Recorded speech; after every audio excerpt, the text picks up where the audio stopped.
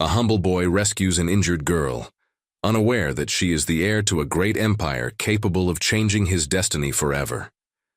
Before we dive into the story, drop a comment below and tell us where you're watching from. Enjoy the journey. Lucas Hartley was no stranger to hard work. At 17, he had long since learned the value of a day's labor, spent on the dusty fields and the humble barn of his family's farm. His life was simple, predictable, and he found comfort in the routine, though there was always a part of him that longed for something more. But for now, he was content. Or so he thought. The day had started like any other, the sun rising over the distant hills, casting a warm golden glow across the field. Lucas wiped his brow, the morning dew heavy on his skin. The world around him felt still, like it was holding its breath. Then, out of nowhere, a strange sound pierced the silence, a faint cry. It was distant, almost drowned out by the wind, but it was enough to make his heart race. He glanced over his shoulder, his eyes scanning the horizon. There, lying motionless on the edge of the forest, was a figure. A young girl, her hair tangled and matted with dirt, her clothes torn and stained with blood. Without hesitation, Lucas sprinted toward her, the pounding of his heart louder than his footsteps on the dry earth. As he knelt beside her, his hands trembling, he could feel the weight of the moment. Her breath was shallow, her pulse weak. She was alive, just barely. Lucas didn't know who she was or where she came from, but he knew one thing for sure. She needed him. He carefully scooped her up in his arms, his mind racing as he rushed her back to the farmhouse. There was no time to waste. As he crossed the threshold of the small house, his mother looked up, concern immediately clouding her face. "Lucas, what's going on?" "There's a girl," he said breathlessly. "She's hurt badly. We need to help." His mother's eyes widened with worry, but she didn't question him. Together, they laid the girl on the worn-out couch. Lucas's heart was pounding in his chest, his hands still shaking as he tried to assess the damage. Her head wound was severe, but nothing seemed fatal. Yet as he looked at her, there was something in the way she lay there, still and quiet, that sent a shiver down his spine.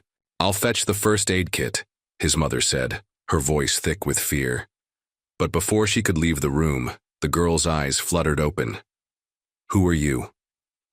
Her voice was barely a whisper, fragile like glass, and yet it held an undeniable strength. Lucas froze, his breath caught in his throat. He had no answer for her, no explanation. All he knew was that he couldn't leave her alone. "You're safe now," he said softly, unsure of what else to say. "We're going to help you." The girl's gaze softened as she looked up at him, confusion clouding her eyes. "Where am I?" she asked, her voice laced with fear. "You're at my home," Lucas replied, trying to keep his voice steady. "You were hurt. You need to rest." But even as he spoke those words, he couldn't shake the nagging feeling that this was no ordinary encounter. There was something about this girl, something he couldn't place, but it pulled at him, a sensation too strong to ignore. As his mother returned with the first aid kit, the girl's eyes closed once more, and her breath slowed. It was as though she had passed out again. Lucas sat back, unsure of what to do next. Who was she? And why had she ended up here, in his life, so suddenly? The answers to those questions would come soon enough. But for now, all he could do was wait. The morning light was softer than usual, as if the world, too, was holding its breath. Lucas sat by the girl's side, watching her sleep, his mind spinning with questions that had no answers. She was so fragile, yet there was an undeniable strength about her. He couldn't explain it, but something about the way she held herself, even unconscious, spoke of someone far more important than a simple stranger. His mother, Margaret, had insisted he go out to the barn and do his chores. "Let me take care of her for now," she had said with an air of practicality that calmed him, though he didn't feel ready to leave her side. But there was no denying his mother's wisdom. She was right. They couldn't keep their lives paused for long, and the day would not wait. As he worked through the motions of feeding the animals, his mind kept wandering back to the girl. What had happened to her? Who was she? By the time he returned to the house a couple of hours later, the girl was awake again, sitting up and staring out the small window, as though searching for something. She couldn't find. She flinched when Lucas entered, and for a moment he thought she might retreat. But she didn't. Instead, she turned slowly toward him, her eyes filled with a deep, unspoken sadness. "You're awake," Lucas said, his voice gentle, as if afraid to disturb the delicate atmosphere. She nodded slowly but didn't speak right away. She was wearing a faded, simple dress that had clearly seen better days. A slight tremor ran through her fingers as she traced the edge of a chipped teacup on the table before her. "Do you remember anything?" Lucas asked cautiously. "Anything at all?" The girl hesitated, her eyes flickering as if the words were there but just out of reach. I don't know," she said, her voice strained. "It's all a blur. I remember running, but I don't know why." Lucas sat down across from her, his eyes searching hers. She was beautiful, in a way that felt almost too delicate, too ethereal for someone from the town. There was an air of nobility about her, a quiet grace that contrasted with the dirt and weariness of her appearance. Something inside him tugged at the idea that she didn't belong here. "You're safe now," Lucas said, though it felt like the wrong thing to say. "But if you remember anything, I'll do everything I can to help." The girl glanced out the window, again her expression distant. "I don't belong here," she muttered. "I shouldn't be here." Lucas's heart skipped a beat. The words were out before he could stop himself.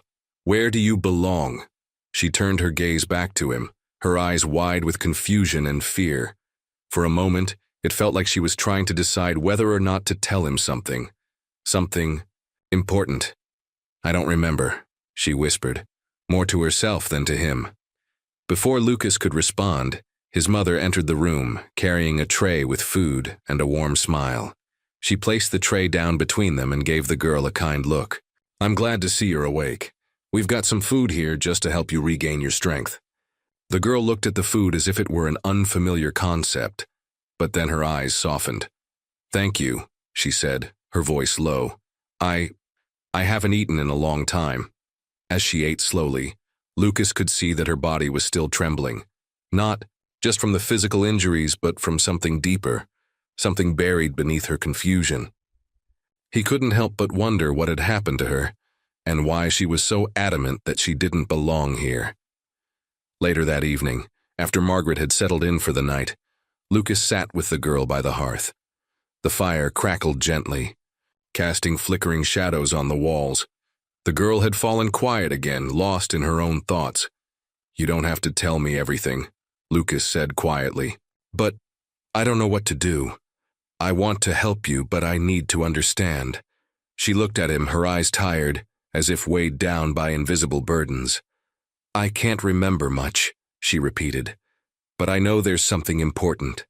Something dangerous." Lucas leaned forward, his curiosity piqued. "What do you mean?" Her expression hardened for a split second, her voice dropping to a whisper. "I don't know who did this to me, but I think they're coming for me. And when they do, they won't stop."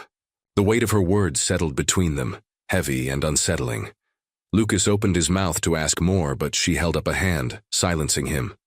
"I don't want to put you in danger," she said firmly. "I don't belong here, and I need to leave. Before they find me." It wasn't the answer Lucas had been hoping for. In fact, it only raised more questions. But there was something in the way she said it, something in her voice that made him believe she wasn't just afraid of being caught. She was terrified of something much bigger, something much more dangerous than he could imagine. The night fell quietly over the farm, the soft rustling of leaves outside the window, the only sound breaking the stillness. But for Lucas, sleep was elusive. He couldn't stop thinking about the girl, her haunted words echoing in his mind. "I think they're coming for me." The thought seemed impossible, yet the fear in her eyes had been undeniable. It was just past midnight when Lucas heard it, the faintest noise from outside. He froze, listening carefully. At first, he thought it was just the wind, but then he heard it again. A low creak, the unmistakable sound of footsteps crunching, on the gravel path near the barn. His heart started pounding in his chest. Who could be out there at this hour? Quietly, he slipped out of bed, careful not to disturb his mother, and made his way to the window. From the shadow of the porch, he could just make out a figure, a tall man moving with deliberate precision. He was cloaked in darkness, but Lucas could feel the tension in the air, like the man was aware of being watched, yet didn't care. Lucas backed away from the window, his mind racing. Could it be someone looking for the girl?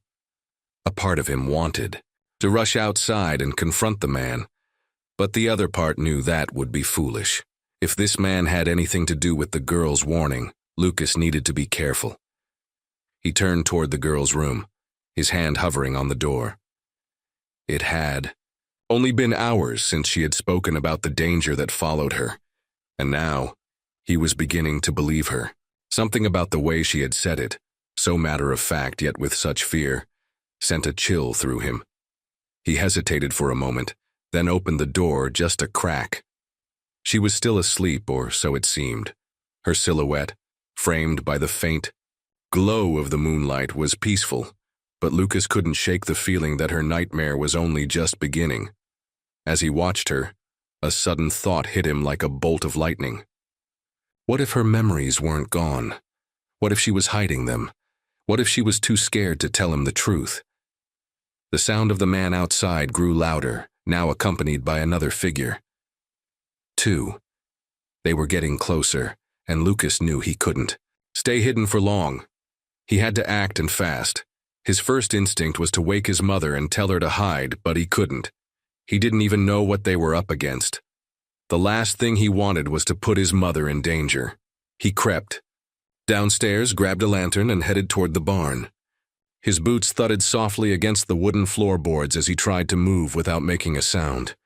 When he reached the back door, he paused, hearing muffled voices.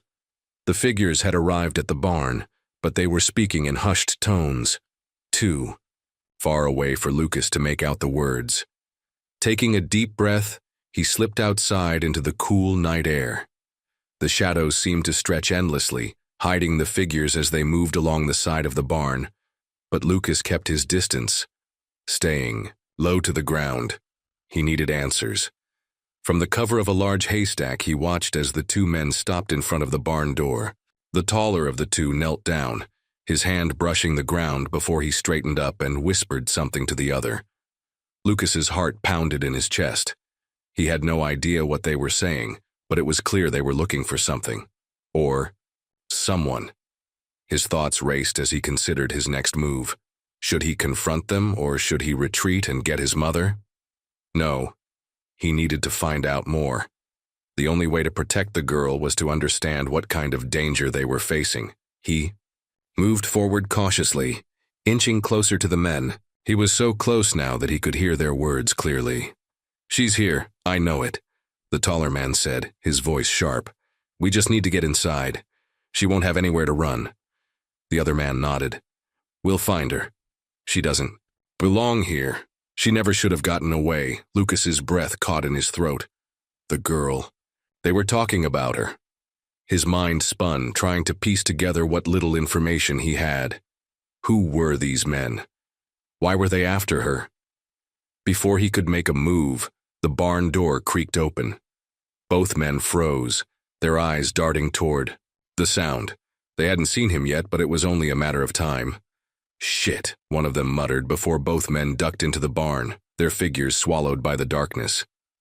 Lucas felt the heat of panic rising in his chest. He had to do something, and fast. He turned around and ran back to the house, nearly tripping over the uneven ground in his haste. His heart was racing, and for the first time in his life, he felt completely out of his depth. But the girl's safety depended on him. He had to protect her. When he reached the house, he burst through the door, his breath coming in ragged gasps. "Mom, we need to go, now!" Margaret shot up from her chair, alarmed by his sudden urgency. "What's wrong, Lucas?" "There are men. They're looking for her," he said, his voice tight with fear. We have to hide her. We don't have much time. Margaret's face went pale. What do you mean looking for her? Who are they? Lucas didn't have time to explain everything. He grabbed his mother's arm and pulled her toward the stairs. Get her. We need to move now. They ran up the stairs to the girl's room.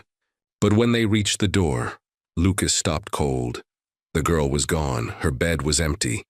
The window was wide open, and the wind blew through the curtains like a ghost. Where is she? Margaret whispered, panic rising in her voice. Lucas's heart sank. She's gone, and we're too late. The chill in the air seemed to crawl beneath Lucas's skin, his heart racing as the cold realization hit him. She was gone. The girl, the one he had promised to protect, had vanished without a trace. It wasn't just the open window that unsettled him.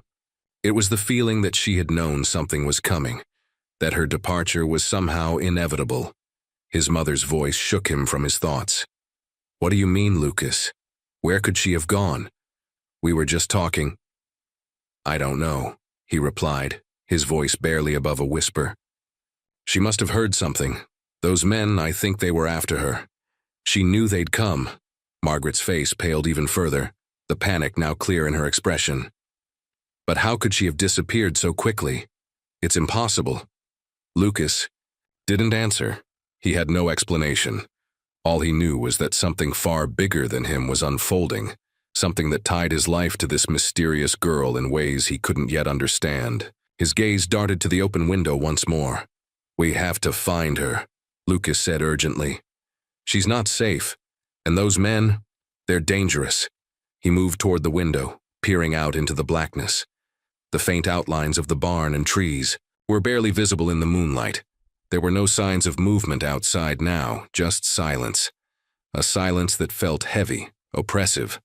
But somewhere out there the girl was alone, possibly scared, and Lucas had no idea where to begin looking. Margaret placed a hand on his shoulder. What are we going to do, Lucas? We can't just go out there. We don't even know who those men are. He turned toward her, frustration welling up inside him. I don't care who they are. I can't just sit here while she's out there alone. I have to find her. I promised her that I'd protect her. Margaret's eyes softened, the motherly concern she always carried evident. I understand, Lucas, but we don't know what we're up against. We have to be careful. Lucas clenched his fists. Careful won't get her back. We have to act now, before it's too late. His mother sighed, her face crumpling with worry. But in the end, she nodded. Then we'll go together. But you have to promise me we'll stay safe. You're all I have. Lucas swallowed hard, his mother's words hitting him harder than he expected. She was right. He couldn't afford to be reckless, not when the stakes were so high. He owed it, to her and to the girl, to make sure they all made it through this. The two of them descended the stairs as quietly as possible, moving with purpose through the darkened house. Lucas had no clear plan, no roadmap to guide him. All he knew was that he had to act fast and he had to trust his instincts. They couldn't let this girl disappear from their lives. As they reached the front door, Lucas froze. His heart skipped a beat. There, on the doorstep, was a single delicate flower. The same kind of flower the girl had been wearing in her hair. When Lucas first found her, he bent down to pick it up, his mind racing. The flower hadn't been there earlier. He was certain of it. Someone had left it for him, a clue, a sign that they knew he was coming. What is it? Margaret asked, her voice trembling. Lucas's thoughts raced. Could this be a message? He didn't know who could have left it, but the possibility sent an icy chill through his veins. It's a warning, he muttered. Someone's been watching us. Suddenly, a sharp knock echoed through the house. Both of them jumped in surprise, their hearts racing. Who is it? Lucas called out, his voice firm despite the fear gnawing at his insides. A moment of silence passed before a voice answered, low and calm but filled with authority. It's me. I need to speak with you. Lucas recognized the voice, though it made his stomach twist. It was Sheriff Nolan, the local lawman. But why would he be here at this hour? And why did his voice sound so distant, so measured? Lucas glanced at his mother, his mind racing. What could the sheriff want? Was he connected to those men? Was this part of the danger they had been warned about? "Mom, stay inside," he said, his voice barely above a whisper. "I'll handle this." Margaret nodded reluctantly, but there was a look of concern in her eyes. "Be careful, Lucas." He stepped cautiously toward the door, the flower still clutched tightly in his hand. As he reached for the doorknob, his heart pounded in his chest. There was something wrong here, something he couldn't put his finger on. When Lucas opened the door, Sheriff Nolan stood before him, a grim expression on his face. His dark eyes swept over Lucas quickly, as if scanning him for any sign of threat. "Evening, Lucas," Nolan said, his voice low but steady. "I need to ask you some questions." "About what?" Lucas replied, trying to mask the growing unease in his chest. "About the girl," Nolan said, his gaze sharp. "I've been informed that she's here. Where is she?" The question sent a jolt of fear through Lucas. "She's not here anymore," he said quickly. "She left." Sheriff Nolan's eyes narrowed, his lips pressing into a thin line. Left, or was she taken? Before Lucas could respond, a distant howl cut through the air, sending a shockwave of terror through him. It was the unmistakable sound of a wolf, faint but close. The hairs on the back of his neck stood on end. Nolan's face darkened. "I think we both know what's going on here," he said, his voice dropping to a whisper. "And I'm afraid you're in more danger than you realize." The wind howled through the trees as if it carried secrets Lucas wasn't ready to hear. Sheriff Nolan's words hung heavy in the air, his voice laced with an unease that Lucas couldn't ignore. The fear, once hidden beneath a thin veil of confusion, now bubbled up inside him. He had never heard the sheriff speak like that before. "I don't understand," Lucas said, his voice shaking. "What do you mean? What's going on? What danger?" Nolan's eyes flickered to the flower in Lucas's hand, and his expression darkened even further. "You're in way over your head, boy. That girl you found, she's not just some lost traveler. She's tied to something much bigger, something dangerous." Lucas felt his stomach tighten. "What are you talking about? She's just a girl who got hurt. I couldn't just leave her." The sheriff's jaw tightened and he took a step closer, lowering his voice. "That's the problem. You've just made yourself a target. There are people after her, people who will stop at nothing to get her back." Lucas's mind raced. "Who are they? What do they want with her?" Nolan shook his head. "I don't have all the answers, but I've seen enough to know they won't let you or anyone else stand in their way. You need to stay away from this, Lucas. Leave it alone." But Lucas couldn't. He had already made the decision to protect her, and now that the sheriff had confirmed how dangerous it was, there was no turning back. "I can't just walk away. I can't let them hurt her." Nolan's gaze softened for a moment, as if he understood the struggle in Lucas's eyes. "You don't get it. You're not just protecting a girl anymore, you're protecting an entire legacy. Her legacy." The weight of those words sank deep into Lucas's chest.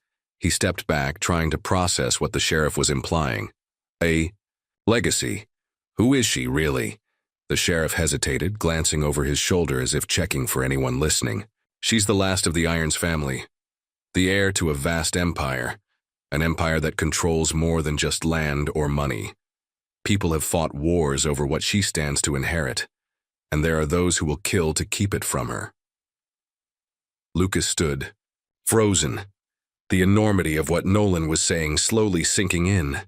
The girl he had found, the girl he had sworn to protect, was not just any ordinary person. She was the key to something far beyond his comprehension, something so powerful it had already started to destroy everything he knew.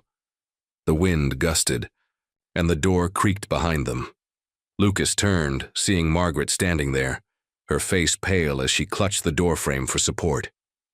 "Lucas," she said quietly. "What's going on? What is he talking about?" Before Lucas could answer, Nolan spoke again, his voice low and urgent. "This isn't just a small-town problem, Margaret. This is bigger than anything we've ever dealt with. They've come for her, and if we don't act fast, it'll be too late." Lucas felt his pulse quicken. "Who's after her? Who are they?" Nolan's expression hardened. "I can't say their names, Lucas, not yet, but I can tell you one thing. They know exactly who you are now, and they know exactly where she is. You need to get her out of here. You need to run. A chill washed over Lucas, and for the first time, doubt crept into his mind. Could they even escape from something so big? Something that could swallow him whole? Where do we go? What do we do? Sheriff Nolan's eyes flickered to the woods beyond the farm. There's a place, it's a safe house. Somewhere they won't think to look, but you'll have to trust me. Trust that I'm doing everything I can to protect you. Lucas looked at his mother, seeing the concern written all over her face. "Mom, I don't know what to do," he said, his voice breaking. "What if it's too late? What if we don't make it out?" Margaret took a step forward, her eyes filled with fear but also determination. "We'll do whatever it takes, Lucas. You're not alone in this." The sheriff nodded grimly. "That's the right answer. But time is running out." Suddenly a loud noise pierced the silence. The unmistakable sound of a car engine, the tires skidding on dirt. It was distant but growing closer. A sound that sent a shiver down Lucas's spine. "Get inside," Nolan barked. "Now!" Lucas grabbed his mother's arm and pulled her into the house, his heart pounding in his chest. The sheriff stepped forward, peering out into the darkened night. "Who is it?" Lucas whispered, feeling the tension in the air. The sheriff's voice was low, grim. "They're here." Inside the house, the world felt smaller, the walls closing in. Every sound, every creak of the floor, seemed amplified in the quiet tension that hung in the air. Lucas's mind raced. Who were these people? And why were they after the girl? How had they found them so quickly? Margaret's grip on his arm tightened. "Lucas, we can't stay here. We need to leave. Now." "I know," he whispered. But he was already moving toward the back door, his mind spinning. The girl, wherever she was in danger. And he wasn't about to let her face it alone. As they slipped out the back, the cold air hit them like a slap, sharp and unforgiving. The lights from the sheriff's truck lit up the yard, casting long shadows across the dirt. "Where do we go now?" Margaret asked, her voice trembling. Nolan didn't answer immediately, his eyes scanning the area. Then he nodded toward the woods. "We head for the cabin. Stay quiet, stay low, and don't trust anyone." They moved quickly, their feet barely making a sound as they headed for the tree line. But as they neared the woods, Lucas's breath caught in his throat. From the corner of his eye, he saw them. Figures. Dark shapes moving quickly through the trees. "They're coming," Lucas said, his voice full of dread. "What do we do now?" Nolan turned, his eyes locking with Lucas's. "We fight, or we run. But either way, it's time to make a choice." The forest seemed endless as they trudged through the thick underbrush, the cold air pressing against their faces. The sounds of the night, crickets, the occasional owl, the rustling of leaves, were drowned out by the pounding of Lucas's heart. His legs were starting to ache, his breath shallow, but he didn't dare stop. They were being hunted. The sense of danger wasn't a distant threat anymore. It was as close as the trees surrounding them. "Do you think they saw us?" Margaret whispered, her voice strained. Lucas shook his head, his eyes scanning the darkened woods. "I don't know, but we can't stop now. We have to keep moving." The sheriff led the way, his flashlight cutting through the night. The beam of light flickered over twisted branches and forgotten trails, leading them deeper into the forest. They didn't speak for a while, each of them lost in their own thoughts. But Lucas couldn't shake the feeling that something was wrong. Every so often he thought he saw movement in the distance, shadows that didn't belong, watching them. From just beyond the trees, the cabin was supposed to be close. Nolan had mentioned it so casually, as though it were just a stop on a long journey. But now that they were out here, in the thick of it, Lucas wasn't sure if he was more afraid of what lay ahead or what they had left behind. Suddenly, Nolan stopped in his tracks, holding up his hand for silence. "Stay low," he muttered, crouching down to peer into the darkness ahead. Lucas dropped to a knee instinctively, trying to control his breathing. He heard nothing but the wind, yet a chill ran through him. He could feel eyes on him. "They've found us," Nolan whispered, his voice tight with urgency. "How do you know?" Lucas asked, barely breathing. Nolan didn't respond right away. His eyes were locked onto something in the distance. Then slowly he rose to his feet, his face set with grim determination. "I know because I've been in this situation before. They're closing in and we don't have much time." "Who are they?" Margaret's voice cracked, the fear finally breaking through. Nolan turned to face her, his expression softened, but only slightly. "People who will stop at nothing to get her. The girl you saved, she's not just someone's daughter. She's the last of a legacy, an empire, if you will. A family that's built its power on secrets, lies, and blood." "Blood?" Lucas repeated, his heart pounding harder now. "What do you mean? What kind of family is she really from?" Nolan exhaled slowly. "The Irons family, one of the wealthiest and most influential dynasties in the world. But the last generation, they made enemies. Powerful enemies. Enemies who will kill anyone to control that power." "But why her?" Margaret's voice was trembling now. "She's just a girl. What's she supposed to do with all that?" Nolan's eyes darkened. "That's exactly what they're afraid of. If she inherits what's hers, they'll lose everything. And they'll do anything to make sure she doesn't." Lucas's mind was racing. The girl he had found, Juno Irons, was the heir to something vast and dangerous. He could feel the weight of it now. His entire life had just been turned upside down, and nothing was what it seemed. "Is that why we're running, because they'll stop at nothing to get to her?" Lucas asked, his voice tight with fear. "Exactly," Nolan replied, his tone hardening. "But we're not running for her. At least, not just for her, we're running for all of us. If they catch her, there's no telling what kind of hell they'll bring down on us. On this whole town." A harsh wind swept through the trees, and Lucas pulled his jacket tighter around him. But it wasn't the cold that made his skin crawl. It was the sensation of being watched, the looming dread that surrounded them. He could feel it now, an invisible hand closing in on them, tightening with every step they took. The cabin, Nolan had said, was close. But it felt like it was miles away, swallowed by the vast darkness that surrounded them. Suddenly a flicker of light appeared through the trees, faint at first, but growing stronger with each passing second. A headlamp. Someone was coming. Fast. Down. Nolan hissed, and they all dropped to the ground, lying flat against the dirt. Lucas's heart raced, and for a moment he could hardly breathe. His body pressed against the cold earth felt like a tomb.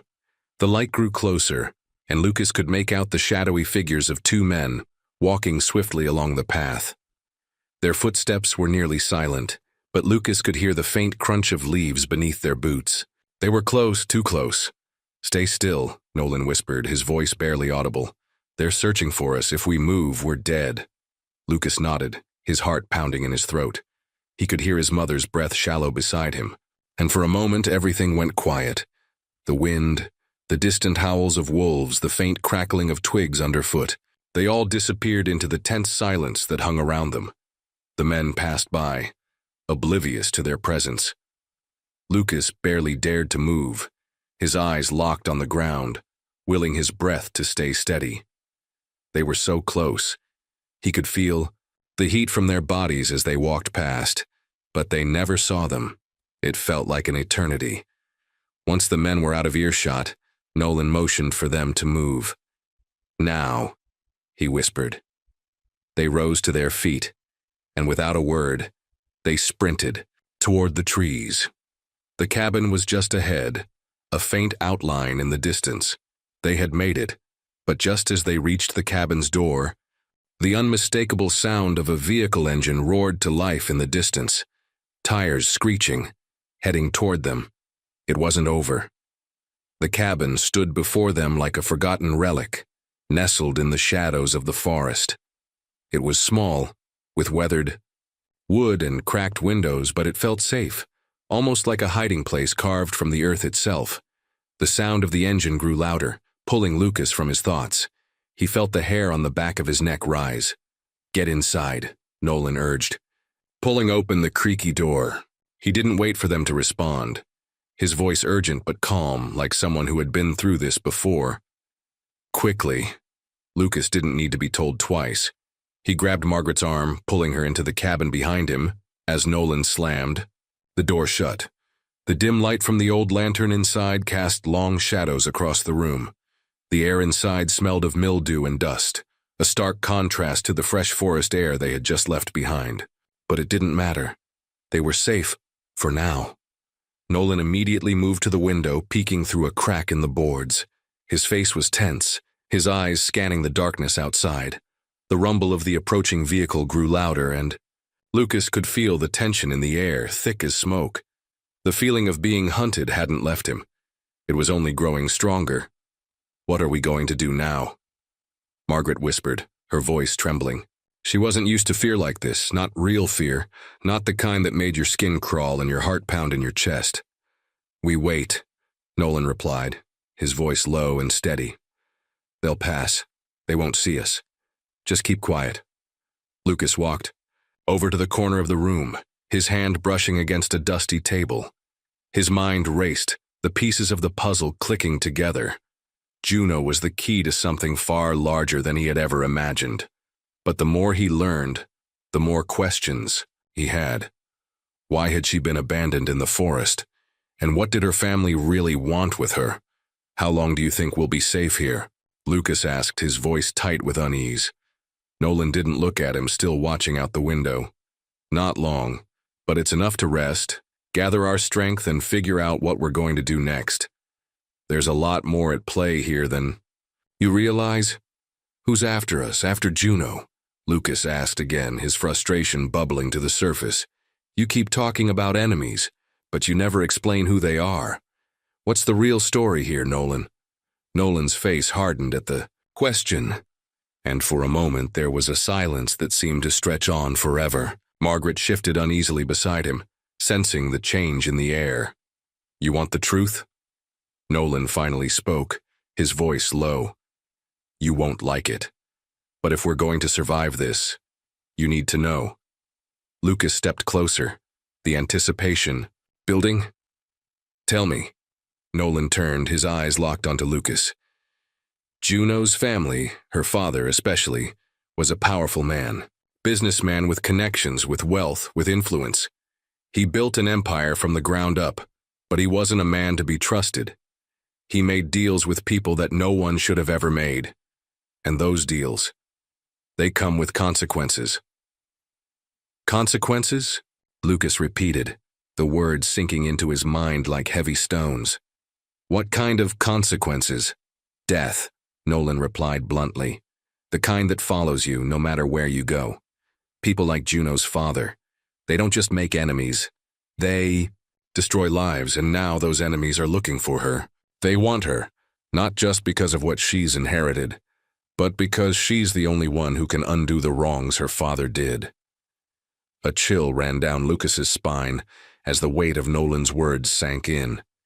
Juno wasn't just some innocent girl, caught in the crossfire. She was the answer, the key to the legacy her father had left behind. And there were people out there who would stop at nothing to get to her. "How do we fix this?" Lucas asked, his voice barely above a whisper. Nolan gave him a long, hard look. "We don't fix it. We survive. That's all we can do." Suddenly, the sound of tires screeching on the gravel outside made Lucas's heart jump into his throat. Someone was here. They had found them. "They're here," Nolan hissed, moving quickly to the back of the cabin. "Get to the basement, now." Without a word, Lucas grabbed Margaret's hand and pulled her toward the small trap door in the floor. They descended into the darkness, the musty smell of earth and old wood filling their noses. It was cramped, cold, and the only sound was their breathing, loud and frantic. Lucas could hear footsteps above them, the creak of the floorboards as someone moved through the cabin. He held his breath, straining to hear every sound. The tension was unbearable. "Who are they?" Margaret whispered, her voice barely audible. "Not good people," Lucas muttered. "I don't know how much longer we can stay hidden." The footsteps above stopped, and for a moment, there was nothing but the deafening silence of the forest. Lucas's heart was pounding in his chest, his mind racing. Were they going to find them? Were they going to make it out of here alive? Just as the question hung in the air, the trap door above them creaked open. The figure that descended into the basement was not a stranger. It was someone Lucas had seen before, someone he had hoped never to meet again. "Don't move," the man said, his voice cold and calculating. "You're not going anywhere." The figure in the doorway loomed like a shadow, his features barely visible in the dim light of the basement. Lucas's pulse quickened, his mind racing. His hand, instinctively, tightened around the small rusted pipe he had grabbed earlier from the corner. He wasn't going down without a fight, not after everything they had already been through. Margaret trembled beside him, but he could feel her gripping his arm, holding on tight, as if seeking reassurance. He gave her a quick glance, trying to calm her with his eyes, though inside, he was anything but calm. The man stepped forward into the basement, his boots echoing against the cold, concrete floor. His face was still partially obscured by the darkness, but Lucas could make out a few sharp details. A scar running down his left cheek, the slight glint of something metallic in his hand. "Stay back," Lucas barked, stepping forward with the sail. Pipe raised. "I don't want trouble," the man chuckled low and dark. "Trouble? Kid, you've already stepped into a world full of trouble. You think a pipe's going to stop me?" His voice was rough like gravel, but there was something unsettlingly calm about it. He didn't seem threatened by Lucas at all. "You should know better than that. You're with them, aren't you?" Margaret's voice cracked, but there was a defiance in it. "You work for my father's enemies." The man's eyes flickered toward her. He tilted his head, almost as if considering her words, before letting out another low chuckle. "Your father's enemies?" he repeated, amused. "Girl, your father's the one who made enemies, not the other way around. But that's not why I'm here." The statement hung in the air like a threat. Lucas's heart was hammering in his chest. "Then why are you here?" he demanded, his voice shaky but resolute. He had to know. They couldn't afford to be in the dark anymore. The man paused, then let out a sigh, his eyes softening, just for a moment. "I'm here because you've got something I need. And I'm here to make you an offer." Lucas stared at him, confused. An offer? What could someone like this have to offer them? The tension in the room felt thick enough to cut with a knife. Margaret looked between the two men, her face pale but determined. "What kind of offer?" she asked cautiously. The man stepped closer, his movements deliberate but not threatening. He knelt down, putting himself at eye level with her. "Listen to me carefully," he said in a low, almost conspiratorial. "Tunos, I know who you are and I know what's coming. The people after you, they're not just after your father's fortune. They're after something much more dangerous. And if you keep running, you'll just end up trapped, with nowhere to turn.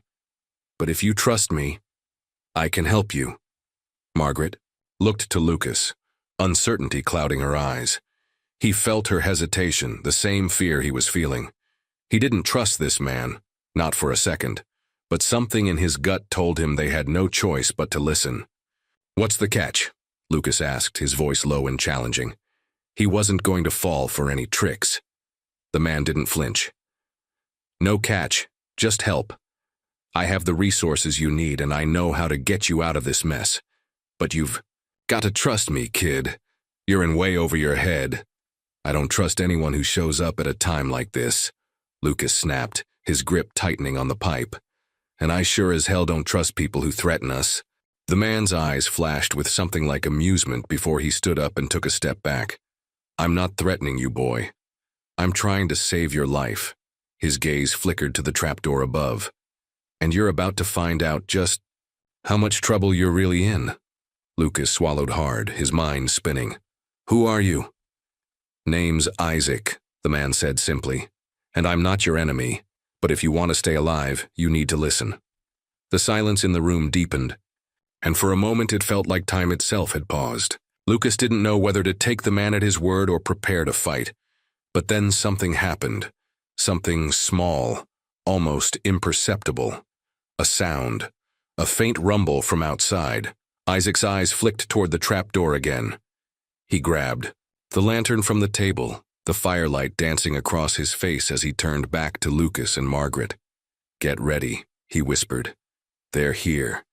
Before Lucas could respond, the trapdoor above them burst open, and heavy footsteps pounded on the wooden floor. The hairs on the back of his neck stood on end. The cabin had been found. Isaac quickly moved into action, grabbing both Lucas and Margaret by the arm. "This way," he urged, pulling them toward the far corner of the basement. There was a narrow hidden passage behind a stack of crates. "Move, now!" The urgency in his voice left no room for doubt. They had no choice but to follow. They scrambled through the narrow passage, their feet stumbling over loose rocks and roots that seemed to grow out of the earth itself. Lucas could hear the voices above, shouting, demanding, searching. They were closing in. Isaac led them down the passage, his hand never letting go of Lucas or Margaret. As they reached the end of the tunnel, they were met with the sight of an old rusted ladder leading up to another trapdoor, hidden beneath the floorboards of a different building. "Where does this lead?" Margaret asked, panting, her voice tight. With fear, Isaac paused, looking at her with a strange, unreadable expression. "The only place you'll be safe for now." The hidden tunnel felt endless as they climbed through the damp, musty space, their footsteps echoing off the stone walls. The air was thick with the smell of earth and decay, making it hard to breathe. But Lucas didn't care. He was too focused on the pounding of his heart, the only rhythm he could hear. Isaac moved with an unsettling calm, guiding them through the dark with the lantern, his face obscured by the shadows. Margaret walked beside, him, her hands trembling as she clutched Lucas's sleeve. They didn't speak, the silence stretching between them heavy and pregnant with fear. Lucas couldn't shake the feeling that they were being led into something they didn't understand, something far beyond them. This Isaac might have saved them from immediate danger, but how could they trust someone so mysterious? And what did he mean by, "They're here"? Who were they, really? After what felt like an eternity, the tunnel finally opened up into a small, dimly lit room. The trapdoor above them creaked, and Isaac lifted it with ease, peering out cautiously. "Stay close," he whispered, pulling them up into the room. The moment Lucas emerged, he found himself in what looked like an old storage facility, stacked high with crates and barrels. But the place was different. It wasn't just a storage building. It had the eerie, almost deliberate feel of a hideout. Isaac shut the trapdoor silently behind them and turned to face them. His eyes, now fully visible in the light, were hard, calculating. He didn't look like someone who had been in hiding for long. He looked prepared, almost like he'd been waiting for something like this to happen. "Where are we?" Margaret asked, her voice shaking but determined. She had regained some composure, but the unease never fully left her. Isaac motioned for them to follow him as he walked toward a back corner of the room. "This is a safe house. It's been kept off the radar. For years. People like you, people who are being hunted, need places like this. People like me?" Margaret repeated, confusion clouding her voice. Isaac didn't answer right away. Instead, he pulled aside a dusty sheet from a table, revealing a series of old maps and documents scattered across it. The maps were of cities, regions Lucas didn't recognize, but there were markings on them, red circles, X's, and other symbols that made his stomach twist. Margaret stepped closer, her curiosity piqued. "What is all this?" Isaac didn't answer right away. He seemed lost in thought for a moment, before finally meeting their gazes. "Your father," he began, his voice grim, "wasn't just any businessman. He was involved in something much larger, something dangerous. The people after you are after more than money. They're after control, power." Lucas felt the room spin for a moment. His mind was racing. "You mean my father was mixed up in something illegal?" Isaac's gaze hardened. "No, not illegal. Something far worse. Something that, if it falls into the wrong hands, could destroy everything you know." Margaret's voice was barely above a whisper. "What could be worse than money? What could be so dangerous?" Isaac met her eyes with a cold, hard look. "The truth. The word hung in the air like a bell tolling in the distance. It echoed through the room, vibrating in Lucas's chest. Margaret swallowed hard. What truth? Isaac took a step forward. His face closer now. His eyes locked on hers. Your father's enemies, people with unimaginable wealth and influence, aren't just after his fortune. They want the key to a secret that your father protected at all costs. And now, they think you have it. Lucas felt a chill run down his spine. What secret? His voice cracked with disbelief. Isaac reached into his jacket pocket and pulled out a small, worn envelope. He placed it on the table in front of them. The seal on it was unfamiliar to Lucas, a symbol he had never seen before. An intricate design of intertwined vines surrounding a single letter. This, Isaac said softly, is what they're after. Margaret's eyes widened in recognition, a look of horror crossing her face. The amethyst key, she breathed. Lucas turned sharply toward her. What's the amethyst key? What is this? Isaac's gaze moved from Margaret to Lucas, and for the first time, there was something vulnerable in his eyes. Your father's legacy wasn't just about money or business deals. It was about keeping that key safe. If it falls into the wrong hands, it will unlock something that was never meant to be touched. Lucas was trying to piece everything together, but it didn't make sense. You mean, this key? This piece of paper, it's just a key? Isaac shook his head. It's more than that. It's the key to the truth of everything your father's been hiding, and the power that comes with it. But if you want to survive, if you want to stay alive, you have to understand one thing. He paused, his voice low and intense. Your father wasn't just trying to protect himself. He was trying to protect you. Margaret took a step back, clearly overwhelmed. Why? Why didn't he tell me about this? Why didn't he warn me? Isaac's expression softened, but only slightly. Because some truths are too dangerous to reveal. He was trying to keep you safe, but now it's too late. The people who want that secret, they're already coming for you. A cold silence settled over the room, thick and suffocating. Lucas's thoughts were racing. He had always known his father's business had secrets, but this was something else entirely. They were in a fight for their lives, and they hadn't even begun to understand the full scope of it. Suddenly, the door to the safe house rattled. The sound of boots and hurried voices outside snapped them all back into reality. Isaac turned sharply toward the door. They're closer than we thought. You need to move. Now! The echo of footsteps grew louder, their rhythm like the beating of a war drum. The door to the safe house was sturdy, reinforced, but it wouldn't hold against whatever force was coming for them. Isaac's hand shot out, gripping Margaret's arm, pulling her toward the far corner of the room. Get down! He hissed, his voice sharp as the sound of the approaching footsteps vibrated through the walls. Lucas froze, heart hammering in his chest. Everything that Isaac had just revealed, the amethyst key, the enemies after them, was too much to process in the span of a few seconds. His mind raced, trying to make sense of it, but the moment the door rattled again, all thoughts vanished. Isaac hurriedly dragged them toward a narrow staircase leading downward, hidden behind a stack of crates.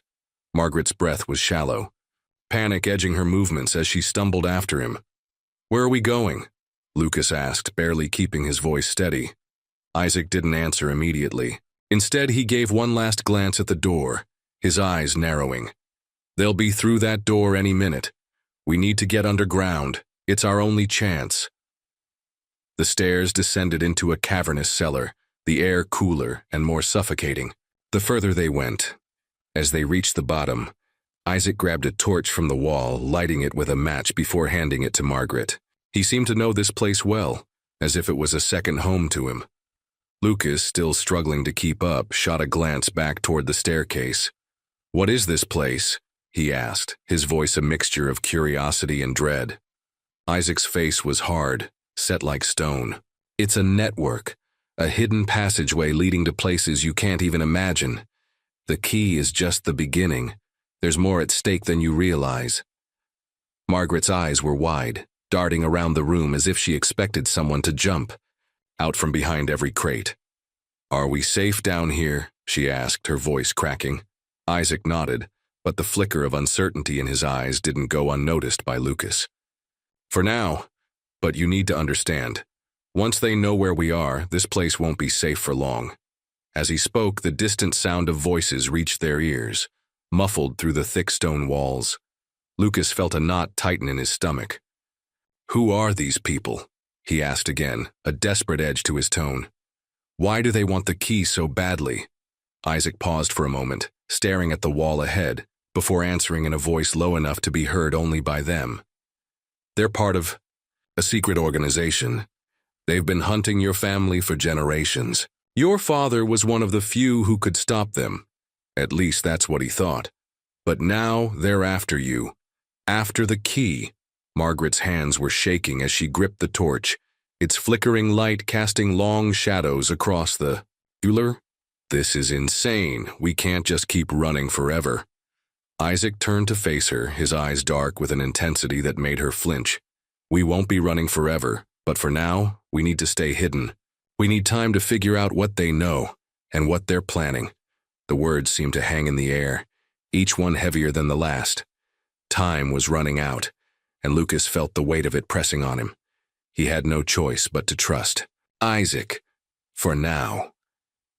But something in the back of his mind still gnawed at him, a whisper telling him that Isaac wasn't telling them everything. They walked deeper into the labyrinth of tunnels, the walls narrowing as they moved farther from the entrance. The sound of their footsteps echoed off the stone, each step like a countdown to the unknown. After what felt like an eternity, Isaac stopped in front of an old wooden door, its hinges creaking as he opened it slowly. Inside was a small room, lit by a single hanging lamp. The space was sparse, with only a few chairs and a table in the center. But there, on the table, was something Lucas hadn't expected to see. A large chest, locked with an intricate combination lock. Isaac turned. To them, his face solemn. "This is where the key belongs." Margaret looked at the chest, then at Isaac, a frown tugging at her brow. "What do you mean? That's where the key goes?" Isaac nodded. "Your father hid it here, safe from anyone who could misuse it. This chest holds more than just the key. It holds answers. But it's not just about unlocking the chest, it's about understanding what's inside." Lucas's pulse quickened. "And what's inside?" Isaac didn't answer.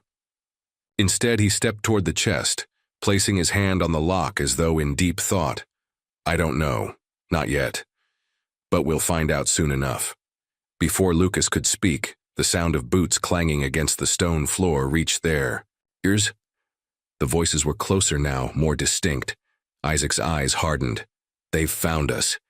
We need to get out of here now." The rush of panic gripped Lucas's chest as Isaac's words sank in. The sound of approaching footsteps was unmistakable. He could hear them thudding in the distance, their rhythm deliberate and cold. Isaac didn't waste a second. His hand shot out, pushing Lucas and Margaret toward the far side of the room, the urgency in his movements clear. "Move!" Isaac ordered, his voice low and commanding. They didn't have much time. The passage behind them had already been discovered, and now there was nowhere to go but forward. Isaac led them to a narrow tunnel behind the chest, barely wide enough for them to walk side by side. The walls were damp and the air thick with the smell of earth and stone. It was dark, far too dark to make out anything beyond the faint light from the torch Margaret held. "You've got to tell me what's going on," Lucas said through gritted teeth, trying to catch his breath. He wasn't used to running, especially not like this, with his heart pounding so hard it felt like it might burst from his chest. Isaac's face was tense, his eyes flicking back and forth as he checked for any sign of pursuit. "I will. But we don't have time right now." As they rounded a corner, the tunnel widened into another chamber, this one lit by a flickering oil lamp. Isaac held up a hand to stop them. "Here," he whispered. "This is where it starts." Lucas and Margaret exchanged uncertain glances, both of them too exhausted to argue. The gravity of the situation was beginning to settle in, heavy and cold. "Isaac, walked to the center of the room and stopped in front of an old map pinned to the wall. It was aged, yellowing at the edges and covered in faded markings. There were symbols, lines, and arrows, maps within maps, like a puzzle no one had ever quite figured out. "This is it," Isaac said, pointing to a symbol in the center of the. "This is where your father hid the amethyst key. But it's not just a place, it's a doorway to something far bigger. Something that could change the world." Margaret moved closer, examining the map with a mix of awe and fear. "What are these symbols? What does this mean?" Isaac turned to her, his expression serious. "This symbol is the key to everything. Your father was part of a secret order, an organization that has been protecting this key for generations. But there's more. Much more. The key opens not just doors, but paths to hidden knowledge, lost histories, and power beyond comprehension. People would kill to control it." Lucas stepped forward, his frustration boiling over. "Why are you telling us this now? Why didn't you tell us sooner?" Isaac's eyes darkened. "Because I didn't want to drag you into it. I thought I could protect you, Margaret. But the moment you found out about your father's past, it all changed. I can't keep you safe anymore. You need to understand what's at stake." Margaret's breath hitched, the weight of his words sinking in. "So what now? What do we do with all of this?" Isaac placed a hand on the map, his fingers tracing the symbols, moving slowly, as if recalling something from deep within. "We find the next piece of the puzzle. We go to where it all began." Just as he finished speaking, the ground beneath their feet trembled slightly as if something enormous had shifted in the earth. The sound of footsteps grew louder, now right outside the door. "Get down," Isaac hissed, pulling them toward the farthest corner of the chamber. His eyes were frantic now, calculating their next move. "If they find us here, it's over. We need to move quickly." The distant rumble of footsteps was replaced by a muffled voice that sent chills down Lucas's spine. "Where are they?" The voice demanded, cold and authoritative. "Search every room. They can't have gone far." Isaac's jaw tightened and he motioned for Margaret and Lucas to stay low. The tension in the air was palpable, the sound of their breathing the only thing that filled the silence. "This way," Isaac muttered, pulling them into a narrow passageway on the side of the chamber. The walls were close, forcing them to move in single file. With every step, the fear of being discovered gnawed at Lucas, his pulse racing with every sound they heard in the distance. They moved through the tunnel, their footsteps muffled on the cold stone floor. It felt like hours had passed, though only a few minutes had passed since they had entered the room. Isaac led them to a small door hidden behind a stack of crates. He pushed it open, revealing a steep staircase leading downward. "Down," Isaac urged. "This will take us deeper into the network. We'll be safe for a while, but we need to keep moving." Without a word, they followed Isaac down into the unknown. The further they descended, the darker and colder the passage became. The air grew thick, stifling, but there was no time to stop. Every sound, every creak of the old wood underfoot seemed to signal the presence of their pursuers. Isaac moved with purpose, his every step measured, as if he knew exactly where they were headed. They reached the bottom of the stairs and Isaac paused, looking around. In front of them was a heavy iron door, the kind that could only be opened with a specific code or key. Isaac didn't hesitate. He reached into his pocket, pulling out a small, worn key. With a swift motion, he unlocked the door and pushed it open, revealing another room, even darker than the last. Inside, a single faded portrait hung on the wall, a family long gone. And beside it, a large chest sat in the corner, its surface covered in dust. "This is it," Isaac said, his voice steady but laced with something else, something deeper, more personal. "The final piece of your father's legacy." Margaret stepped forward, her hand trembling as she reached for the chest. "What is this? What's inside?" Isaac stepped back, his face hardening. "It's the truth, Margaret, everything your father tried to protect. But be careful. Once you open it, there's no going back." The chest was heavier than it looked, its worn wood creaking under Margaret's touch as she slowly lifted the lid. Dust swirled around them, catching the dim light of the torch as the room seemed to hold its breath. Isaac stood behind her, his face unreadable. But there was something in his eyes, something that spoke of regret, of burden. Inside the chest lay an assortment of old papers, several leather-bound books, and a small, ornate box. Margaret carefully lifted the box, its surface adorned with strange symbols that she recognized from the map. Her pulse quickened. This was it, the key to understanding everything. She looked at Isaac, her voice barely above a whisper. "What is this?" Isaac didn't answer immediately. He stepped closer, his eyes on the box, his expression clouded. With something darker, fear maybe, or recognition. After a long pause, he spoke, his voice low and steady. "This is the heart of the Order, the thing they've been looking for all these years." He paused, swallowing hard before continuing.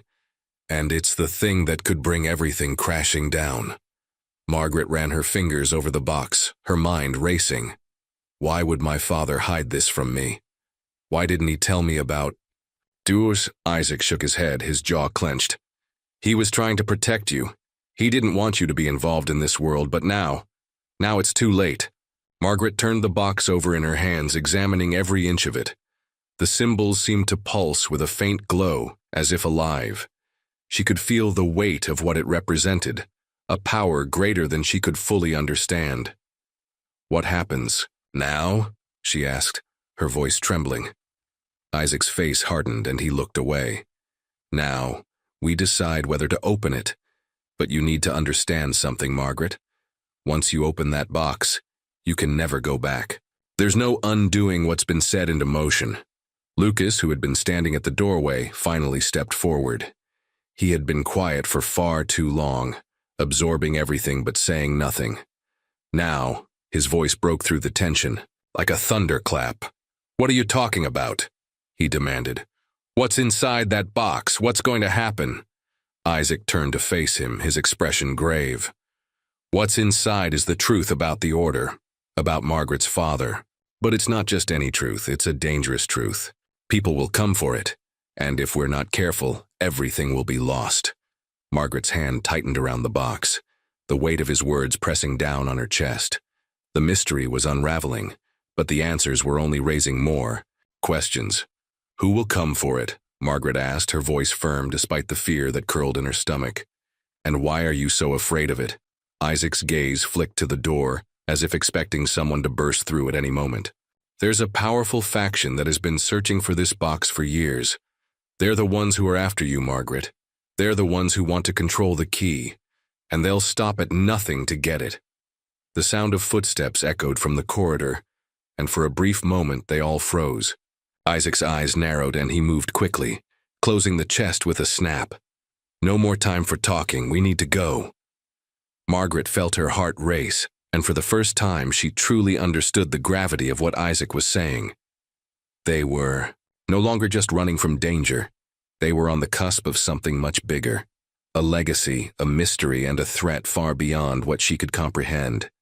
Isaac turned to lead them back to the narrow corridor, his hand gripping the torch tightly. "We have to get out of here. Now." They hurried through the passageway, each step taking them further into the unknown. But as they moved, the oppressive silence seemed to grow heavier, more suffocating. The walls seemed to close in around them, and Margaret's breath became shallow, each exhale a fight against the panic that threatened to overtake her. "We can't keep running, Isaac," Margaret said, her voice tight with anxiety. "What's inside that box? What's it gonna do to me?" Isaac glanced back at her, his face hardening. "The truth. And with the truth comes responsibility. You have the choice to stop this, Margaret, but you have to make it soon." They emerged from the narrow passage into a small chamber. The air was colder now, and the shadows seemed to stretch longer across the walls. But it wasn't the chill that made Margaret shiver. It was the realization that she was standing on the edge of something that could change everything. Isaac's eyes flicked toward a doorway at the far side of the room. "This way. We're close." But before they could move, a voice called out from the darkness, sending a jolt of fear through Margaret's veins. You're not going anywhere." The voice was cold, malevolent, and all too familiar. Margaret turned, her blood running cold as a figure emerged from the shadows. It was Victor.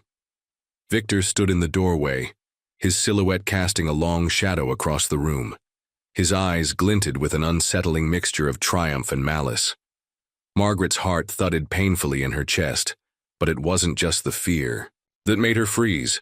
It was the overwhelming sense of inevitability. She had known it was only a matter of time before he found them. Isaac stepped forward instinctively, shielding Margaret with his body, his posture tense. "Victor," he said, his voice low and dangerous. "I should have known you'd be here." Victor chuckled softly, the sound sending a chill down Margaret's spine. "You really thought you could hide from me, Isaac? Or from the truth?" He stepped into the room, his eyes flicking over them both with cold amusement. "I've been tracking you for months, you know, and I've been waiting for the moment you'd be foolish enough to open the box." Margaret felt the weight of his gaze on her. She didn't know why, but in that moment she sensed something deeper in his eyes, a strange mixture of recognition and disdain. It wasn't just her father that Victor wanted. It was her. "What? Is this about Victor?" Margaret demanded, her voice shaky but determined. "Why are you after me? After my father's legacy?" Victor smiled, but there was nothing warm in it. "You're more important than you think, Margaret. The truth you carry, the power locked away in that box, it's worth everything. And I'm here to ensure it stays where it belongs. With me." Margaret's hands tightened around the box, its intricate symbols now feeling like a curse.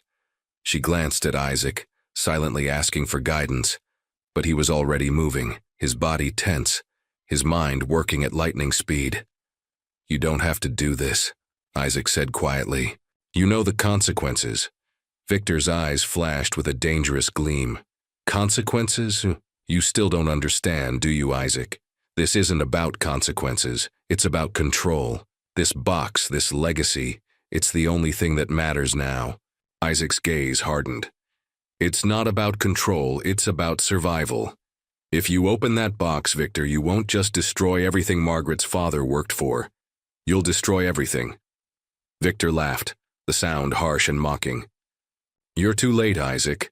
It's already done. The only thing left is to decide who gets to wield the power." Margaret felt a rush of panic. The man standing before her wasn't just a threat. He was the embodiment of everything she feared about the unknown, the mysterious legacy of her father. She didn't know what was in the box, but she knew one thing. She couldn't let Victor have it. "I won't let you," Margaret said, stepping forward, her voice stronger than she felt. Victor's smile faded, and for the first time his eyes narrowed with genuine menace. "You think you have a choice, Margaret? You think you can control this? You've already lost. This is bigger than you." Isaac's face was a mask of resolve as he stepped forward, positioning himself between Victor and Margaret. "We'll see about that." In a flash, Victor's hand shot out, grabbing the edge of the box. Margaret recoiled instinctively, but Isaac was faster. He lunged at Victor, his body colliding with his in a tangle of limbs.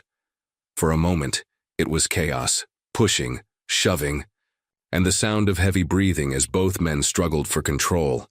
But Victor was stronger, faster, and with one powerful shove, he sent Isaac crashing into the wall. Isaac groaned, the force of the impact leaving him dazed. Victor turned back to Margaret, his eyes gleaming. "It's over," he whispered, stepping toward her. Margaret's mind raced. She couldn't let him take it. She couldn't let him win. With every ounce of strength she could muster, she pulled the box to her chest, holding it tight. Victor smirked, unfazed. "You really think you can stop me, don't you?" In that moment, something inside Margaret shifted. It was as if her father's legacy had finally awakened within her. The power in the box wasn't just an object. It was a part of her history.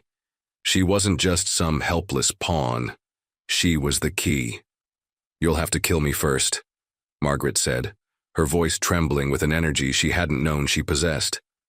Victor's smile faltered. For the briefest moment, doubt flickered in his eyes, but it was gone almost as soon as it came, replaced by an icy determination. He reached for the box again, but this time Margaret was ready. She stepped back, her foot connecting with the floor beneath her, and in one swift motion she spun around. Her body braced for the fight. Isaac, still recovering, slowly pushed himself off the ground. His eyes met Margaret's, and in that silent exchange something passed between them. A moment of understanding. She wasn't alone in this. With one final, desperate effort, Margaret gripped the box with both hands, ready to protect it at all costs. She wasn't going to let Victor take it. Not now, not ever. Victor's eyes narrowed and his lips curled into a cruel smile. So be it. Before he could make another move, a loud bang echoed through the room, the sound of the door crashing. "Bin?" Margaret turned in time to see a group of figures enter, their faces masked and their eyes cold with purpose. The room had just become much more dangerous. Victor froze, his gaze shifting between Margaret, Isaac, and the newcomers. His expression soured. "It's not over," he spat, his voice low with venom. "This is just the beginning." Margaret's heart raced as she realized the full scope of what was happening. This wasn't just about her or Isaac, or even her father's legacy. This was bigger than all of them. The game had changed, and they were no longer in control. The masked figures stood motionless, their presence shifting the air in the room, like a storm about to break. Margaret felt the weight of their gaze even through their concealed faces. She didn't know whether they were here to help or to make things worse. But one thing was clear. Victor's control over the situation was slipping, and that made him dangerous. Isaac, still nursing the pain from his earlier collision with the wall, slowly rose to his feet. His eyes never left Victor, his every muscle taut as though he were preparing for whatever the next moment would bring. But it wasn't just the tension in the air that kept Margaret on edge. It was the overwhelming sense that the truth was about to come crashing down on her. Victor glared at the newcomers, his expression hardening with fury. "What is this? You think you can control this too?" His voice was low, but filled with an unmistakable note of desperation. The leader of the masked group stepped forward. He was tall, his movements fluid and controlled, a stark contrast to the frantic energy Victor exuded. "You've already lost, Victor," the man said, his voice steady and authoritative. "Your time is up." Margaret could feel the shift in the room, the tension between the two men like an electric current. This was no longer just a fight for the box. It was a battle for power, for control of something much more dangerous. Her father's legacy, the secrets he had hidden away, had just become a beacon for everyone with a stake in its potential. Victor's eyes burned with rage. "You think you can just take it from me? I've worked too hard, I've sacrificed too much." His hands clenched into fists, his breath coming in ragged gasps. "This is mine." Isaac, despite the pain, stepped forward. "You never understood what you were dealing with, did you?" His voice was quiet, but it carried a weight that made the room seem smaller. "This is bigger than your greed, Victor. This is about the truth, the real truth." Victor's laugh was bitter. "Truth? There is no truth, there's only power." He turned to Margaret, his eyes narrowing. "And you? Don't think for a second that you're going to walk away from this. You're mine. You always were." Margaret's heart pounded. She knew he was trying to manipulate her, but something in his words sparked an awful realization. What if Victor was right? What if her father's secrets weren't just about legacy? They were about control, about her destiny. The man who had spoken earlier, the leader of the masked group, finally took a step forward, his eyes locked with Margaret's, a silent understanding passing between them. "You don't have to carry this alone," he said softly, as though trying to reassure her. Margaret shook her head, her emotions a whirlwind. "I didn't ask for this. I didn't ask for any of this," she whispered, her voice thick with the weight of everything she had learned in the past few days. The man nodded. "No one ever asks for this kind of power, but you're the one who can make the difference. Not me too." Victor's voice broke through the tension like a knife. "You're wrong. The difference has already been made, and now I'm going to finish what I started." With that, Victor lunged toward Margaret, his hand reaching for the box with the K. same urgency and violence as before. But the masked leader was faster. In a blur of movement, he intercepted Victor's strike, knocking his hand away with a swift motion. There was a moment of silence as the two men faced off, their eyes locked in a battle of wills. Isaac, who had been standing at the ready, finally moved, his voice cutting through the stillness. "We need to leave. Now." Margaret's heart raced as the realization hit her. The situation was spiraling out of control. Victor wasn't the only one who had been planning for this moment. Whoever these masked figures were, they knew far more than they were letting on. And if she didn't act quickly, she could lose everything: her father's legacy, her future, and maybe even her life. Before she could react, the masked leader gave a quick signal, and in a flash, two more figures advanced, closing in on Victor. But rather than trying to subdue him, they circled him, cutting off any escape routes. Victor, for the first time, seemed to falter. "You're trapped," the leader said, his voice cold and final. "This ends now." Victor's lips twisted into a snarl, but there was something else in his eyes: fear. For the first time since he'd appeared, he seemed vulnerable. Margaret noticed it then, the crack in his armor. He was losing. With a violent shove, Victor broke free, shoving one of the masked figures aside. He darted toward the door, but as he reached for the handle, it was ripped open from the outside. Margaret's breath caught in her throat as two more figures entered, their faces hidden behind black hoods, their movements fluid and sure. Victor froze. "You've got nowhere to run," the man at the door said in a voice so low it sent shivers down Margaret's spine. "The truth is out, and there's no hiding from it." Victor turned, his eyes wild. "You don't know what you're dealing with," he shouted. "None of you do." But the masked figures didn't flinch. They simply stood there, waiting, watching, their eyes unblinking. It was clear they weren't here for negotiations. This was the end of the line for Victor. Margaret's hands trembled as she held the box to her chest. She wanted to run, to get away from all of this. But deep down, she knew that wasn't possible anymore. The moment she had opened her father's box, her life had been irrevocably changed. There was no going back. One of the figures stepped forward, and Margaret's heart skipped a beat. She recognized him. His face was familiar, though she couldn't quite place where from. He spoke directly to her, his tone softer than the others. "Margaret," he said, his voice gentle yet commanding, "it's time to go.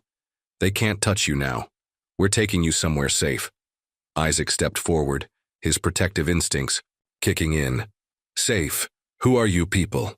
The leader of the masked figures turned his head toward Isaac. "We are the ones who have been watching over her, the ones who knew this day would come." Margaret stared at the man, her heart racing. This wasn't just some random group of people. They were connected to her father, to her legacy. Victor, now surrounded and outnumbered, glared at them all. "You think this is over? You think you can control this?" His voice was hoarse, raw with panic. The leader nodded slowly, his gaze shifting back to Margaret. "Yes, Victor, it's over, and it's time for you to face the consequences." And with that, the first chapter of Margaret's journey came to an explosive close. The silence that followed Victor's retreat was almost deafening. The masked figures stood like statues, their eyes locked on the doorway, making sure there was no further escape. Isaac moved toward Margaret, his face taut with worry. He had been right to distrust Victor from the start, but even now, after everything that had unfolded, the weight of their situation still hung heavily in the air. He could feel Margaret's uncertainty, the flickering question in her eyes that had been there since the beginning. What now? Margaret, holding the box so tightly that her knuckles had turned white, looked up at the leader of the masked group. She had so many questions. Who were these people? Why had they been watching her? And why was her father's legacy so important? That it had drawn them all into a battle of deceit, manipulation, and power.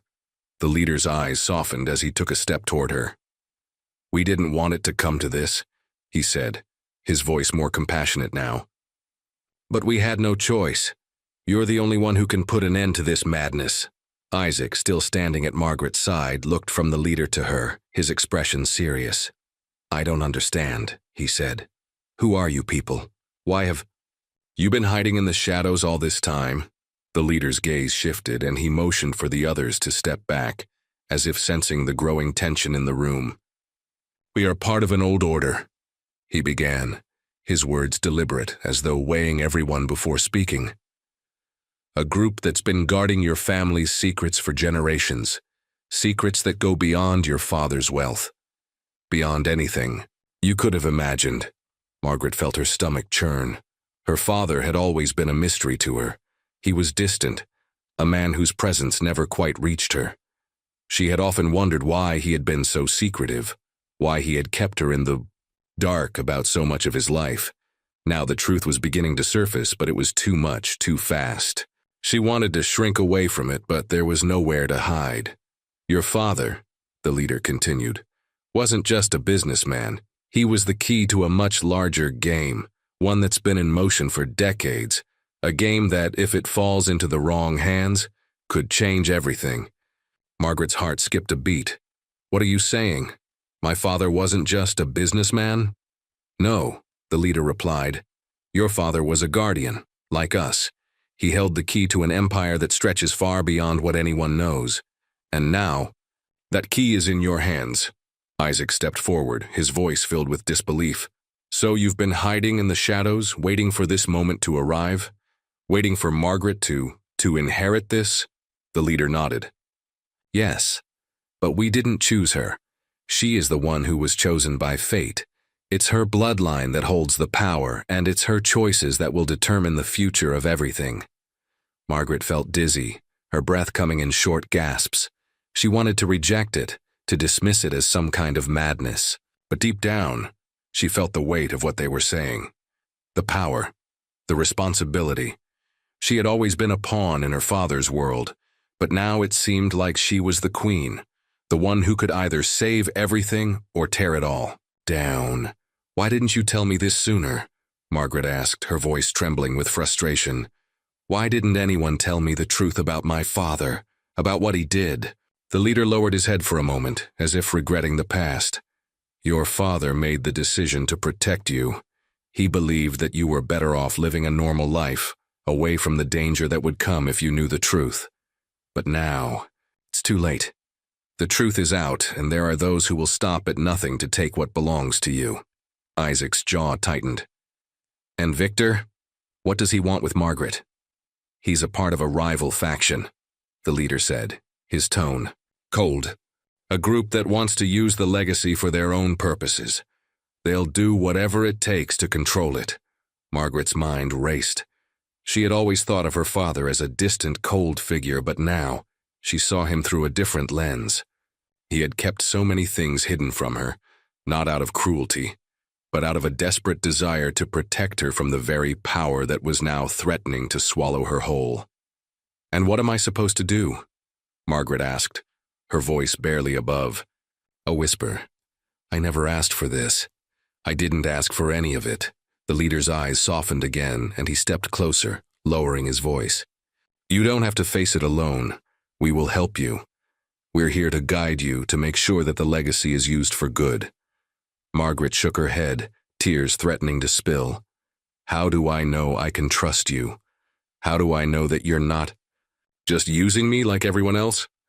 Isaac placed a hand on her shoulder, offering what little comfort he could. Margaret will protect you. We won't let anyone take advantage of you again. The leader nodded in agreement. Trust will be built over time, but right now we have no choice. The others won't wait much longer. They know you have the key, and they'll come for you no matter where you go. Margaret felt the weight of his words settle on her like a heavy cloak. Her father's secrets, his legacy, were no longer just his. They were hers now. The truth about who he really was, and what that meant for her future, had just begun to unfold, but there was no turning back. She could feel the storm coming. Where do we go from here? Isaac asked, his voice tinged with concern. The leader paused, then spoke in a voice that carried a hint of finality. We move quickly. There's no time to waste. The path ahead will be dangerous, but it's the only one you can take. Margaret turned to Isaac, his face filled with determination, but also a deep sadness. She knew he was just as trapped in this as she was.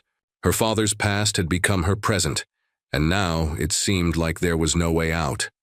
"Let's go," she said, her voice steady despite the turmoil inside her. "We'll face whatever comes next, together." The next few days passed in a blur of hurried decisions and clandestine meetings. Margaret had never felt so disoriented in her life. The world she had once known seemed to be unraveling before her eyes. Each time she thought she had a handle on things, another revelation surfaced, pulling her deeper into the mystery surrounding her father and his empire.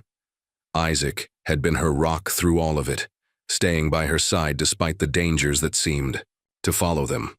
There were moments when she wanted to pull away from it all, to hide from the weight of the responsibility that had been thrust upon her.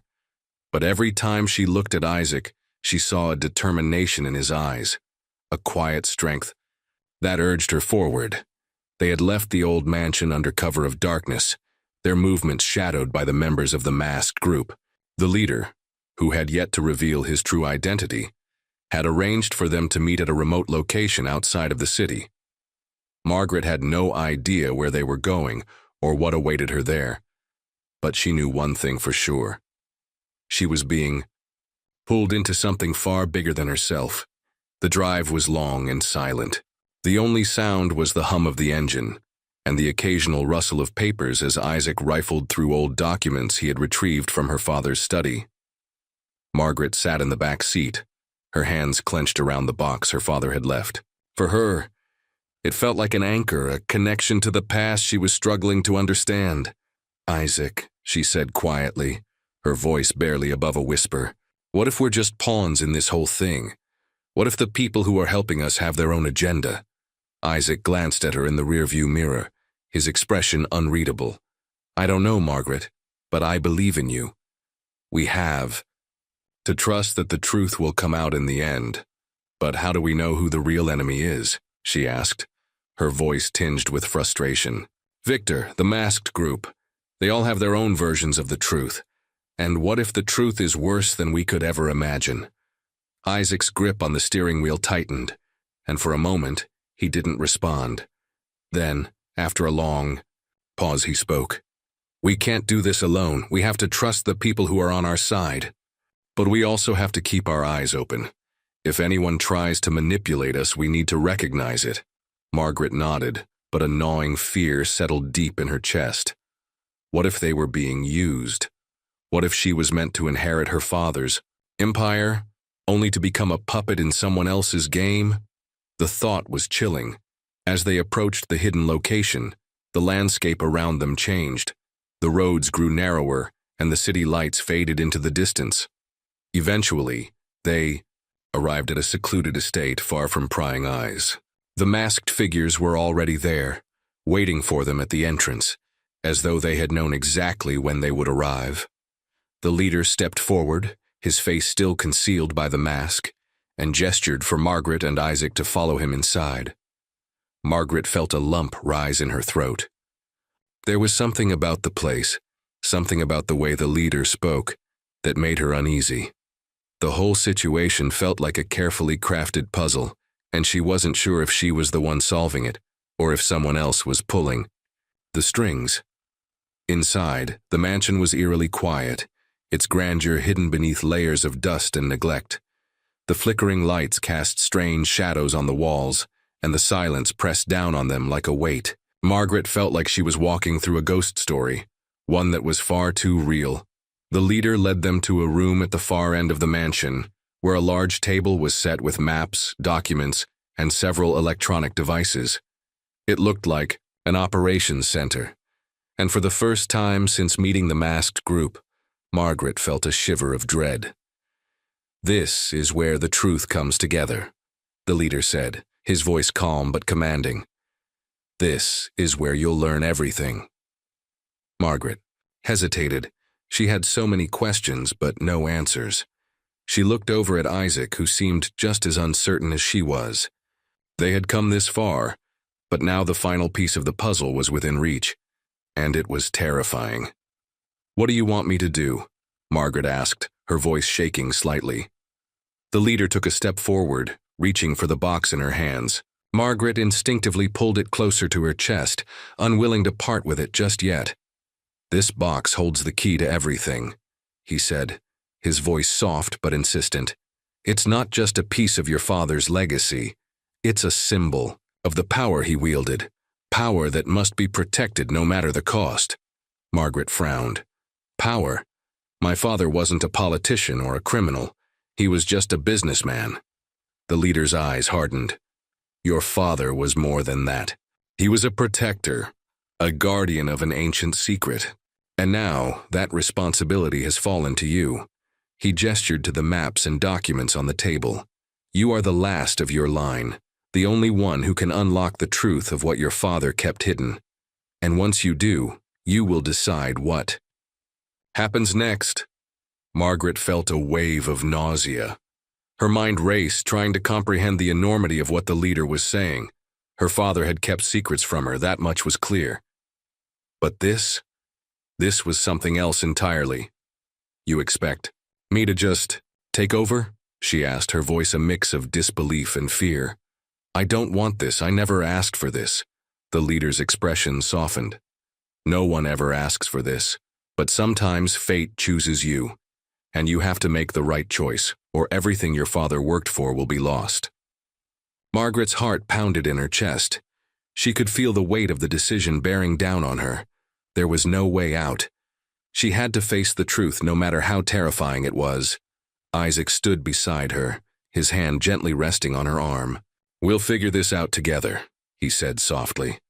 For the first time in days, Margaret allowed herself to believe in that possibility. Together, they could face whatever came next. But as she looked down at the box in her hands, she couldn't shake the feeling that the answers it held would change everything forever. The room felt colder now, the weight of the leader's words pressing on Margaret's chest. The truth her father had hidden, the power he had protected, was no longer just a matter of family legacy. It was something far darker, something that had the potential to reshape the world. The mask the leader wore seemed to symbolize the mystery and manipulation woven into every part of her life. Margaret felt a surge of emotions, fear, doubt, and a deep yearning to understand the world her father had shielded her from. But even more pressing was the realization that, in order to protect everything she loved, she would have to take on a mantle she hadn't asked for. The price of this truth was her soul, it seemed. Isaac sensed her growing unease. His hand remained on her arm, a quiet reassurance that they were in this together, no matter what came next. But even he seemed unsettled. The magnitude of the decision was not lost on him. This wasn't just about her family or about business. This was about power, something much more dangerous. The leader took a step closer, his tone soft yet unyielding. "You may not want this, Margaret, but that doesn't matter. Your father didn't want it either. He spent his life protecting the secret, shielding it from those who would exploit it. But now it's your turn." Margaret's fingers tightened around the box, her breath shallow. "What is it? What exactly are you asking me to do?" The leader paused before speaking again, as though choosing his words with care. "This empire isn't just about wealth or influence. It's about knowledge. Hidden knowledge passed down through generations, tied to a legacy far older than your father's business empire. It's a power that can reshape governments, that can control industries and economies. And right now it's falling into the wrong hands. The wrong hands are already at work trying to seize it." A chill ran down Margaret's spine. She had always thought of her father as a man of business, a man who cared deeply about his family and his company. But now, she realized, she had never truly known him. What had he been protecting all these years, and why? "What happens if I don't do anything?" Margaret asked, her voice trembling slightly. The leader's mask betrayed no emotion, but his words were laced with an unsettling urgency. "If you don't step into the role your father left for you, the empire will crumble. The masked group, the people seeking to use this power for their own gain, they will succeed. And they will turn everything you've ever known into ashes." Isaac stepped forward, his voice firm. "We won't let that happen. Margaret doesn't need to take on this burden alone. Margaret looked at Isaac, her heart full of gratitude for his unwavering support. But she knew deep down that this was her fight. Isaac couldn't carry this weight for her no matter how much he wanted to. "I didn't ask for any of this," she whispered, more to herself than to anyone else. "I didn't even know what was at stake." The leader's voice softened, as if understanding her internal struggle. "Sometimes the truth chooses you. You may not have asked for it, but it has been handed to you, just as it was handed to your father before you. And now you must decide whether to embrace it or let it slip through your fingers." Margaret felt the gravity of his words sink in. There was no turning back. She had to make a choice, whether to take her father's place and fight against those who sought to destroy everything he had built, or to walk away and allow chaos to unfold. The silence in the room was deafening, the weight of the moment hanging heavy in the air. Her heart raced, her mind swirling with conflicting thoughts. She thought of her life before this, simple, quiet, and peaceful. And now she was being asked to stand at the center of a storm that could shatter everything. Isaac stepped beside her again, offering his strength without a word. He knew that, whatever happened next, she wasn't alone. After a long pause, Margaret finally spoke, her voice firm despite the turmoil inside her. "I'll do it." The leader's mask remained emotionless, but Margaret saw a flicker of approval in his eyes. "Very well," he said, his voice gravely serious. "Then it is time to begin. But know this. Once you accept this, there is no going back. The cost will be high, and the enemies you'll face will be relentless. But if you're willing to pay the price, you'll have the power to reshape the future of your empire, the future of your legacy." Margaret nodded, feeling a strange mixture of dread and determination settle in her chest. She had made her choice, but the question lingered. What had she just agreed to? And what consequences would it have for her and Isaac? The leader gestured toward the table where the documents and maps lay. "You'll need to study these carefully. The hidden truths are scattered across these files. They hold the key to unlocking the empire your father left behind. You will find the answers you seek if you're ready to face them." Margaret and Isaac moved toward the table, each step feeling heavier than the last. As she looked at the documents before her, a sense of finality washed over her. There was no turning back now. She had crossed the point of no return. The future of her father's empire was in her hands. But at what cost? The quiet hum of the library was broken only by the rustling of papers, the scratch of pens on notepads, and the occasional creak of the wooden floor beneath Margaret's feet. Isaac sat across from her, his brow furrowed as he pored over the documents she had reluctantly agreed to study. The weight of their decision hung in the air, thick and unspoken, but present in every movement. Margaret's hands shook slightly as she opened the first file, her eyes scanning the meticulously detailed pages. The language was foreign to her, filled with codes, ancient symbols, and references to people and places she had never heard of. It was as if her father's empire was built not just on wealth, but on layers of secrets that had been carefully hidden from the world, and from her. Her mind kept returning to the leader's words. "The cost will be high, and the enemies you'll face will be relentless." A part of her had already known this, but the reality of it was far more daunting than she had imagined. Isaac's voice broke through her thoughts. "You don't have to do this alone. We can find another way." She glanced up at him, her eyes tired but resolute. "There is no other way, Isaac. My father didn't just leave me with a business. He left me with a legacy, with a power that I don't fully understand. And now, I have to protect it. I have to protect everything he built." Isaac leaned forward, his hand resting on the table between them. "But at what cost, Margaret? You're talking about facing people who've spent their lives in the shadows. You don't even know what you're up against yet." Margaret swallowed hard, the weight of his words sinking in. She had spent her life sheltered from the harsh realities of power, but now those very realities were crashing down on her. The fool. Documents before her contained more than just business plans and strategies. They contained maps to a power that could reshape the world, a power that could either be wielded for good or twisted for evil. "I know what I'm up against," she said quietly, looking back at the papers. "But I also know what will happen if I don't act. This power is too dangerous to fall into the wrong hands. It's already been set into motion. And if I don't—" "Stop it now." Her voice trailed off, the unspoken threat hanging heavy between them. The thought of her father's empire crumbling, of the lives affected by those who sought to control everything, was unbearable. Isaac stood and walked around to her side, his expression softening. "Margaret, you don't have to carry this burden alone. You're not your father. You don't have to make the same choices he made." "I'm not my father," she repeated, the words tasting foreign on her tongue. She had spent so much of her life trying to avoid being like him, trying to carve out a path that was her own. But now, it seemed, the path her father had walked was the only one left. The clock on the wall ticked steadily, the sound seeming to echo through the room. Time was running out. Margaret turned the page of the file, her eyes widening as she read the next set of documents. These were different, more personal, more revealing. They outlined the history of a secret organization, one that her father had fought against for years. The leaders group, the one that had been working in the shadows, was more than just a band of criminals.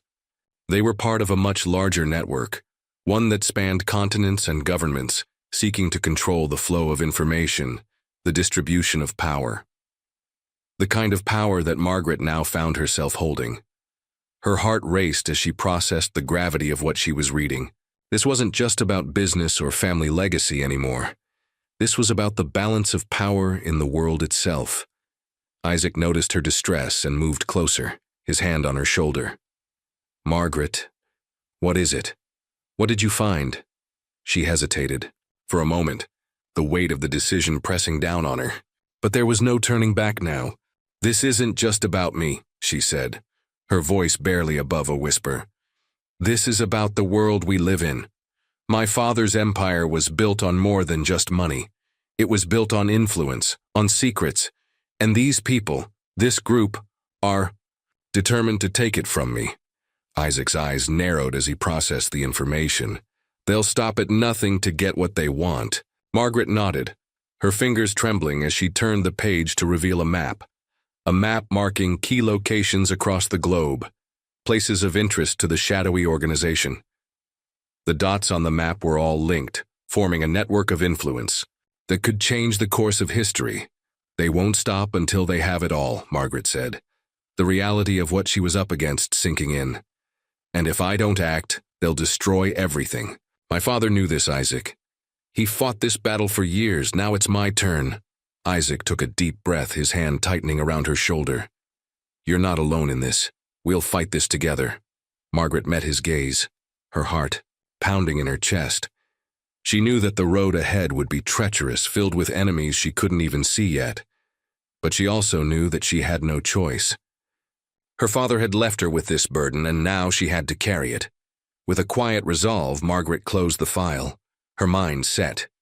"We'll start by finding out who's behind this, who they are and what they want. Then we'll stop them."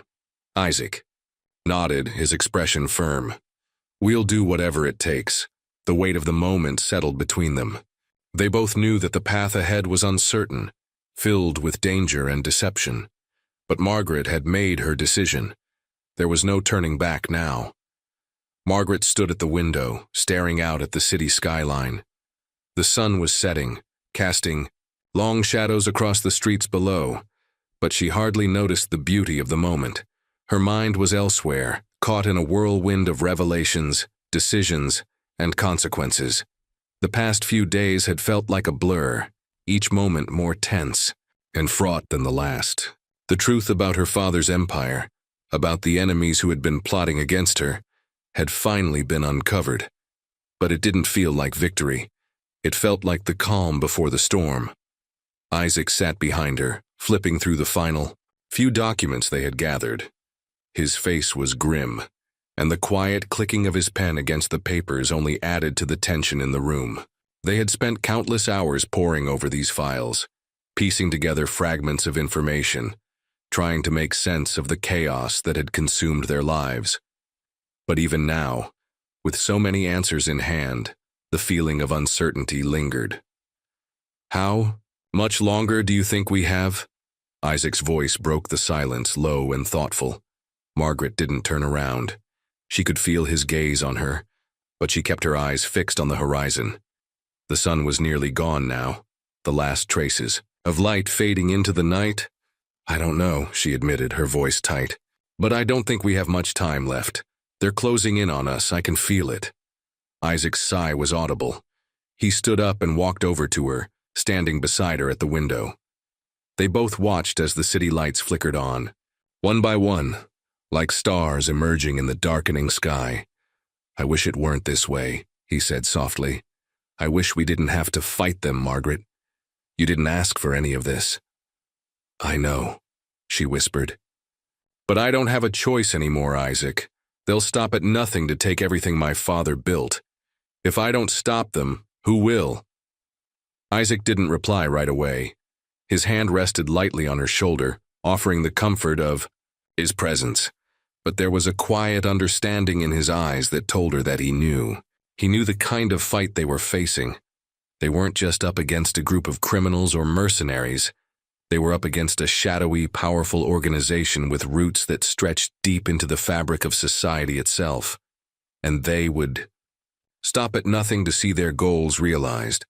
Margaret's mind returned to the file she had read just a few hours earlier. The map, the locations, the plans. The leaders of this organization, this secretive network, had already infiltrated positions of power across the globe. They were everywhere, their influence so far-reaching that it almost felt impossible to escape their grasp.